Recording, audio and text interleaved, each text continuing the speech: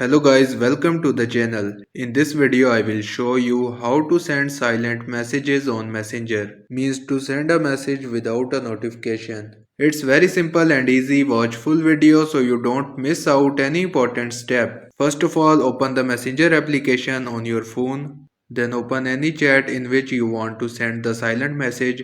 I'm opening this one for now. After opening the chat, tap on this message bar in the bottom. Then you will see your keyboard, and in the bottom left corner of the keyboard you will see this question mark 123. Tap on it. Then you will see slash, so simply select slash. Here you will see the silent option. Select it. If you are unable to see the silent option with slash, then you can also try with this symbol, and here you can see the silent option. Now type in your message and send it. This is silent message and other person will not see the notification of this message, and this is how you can send silent messages on Messenger.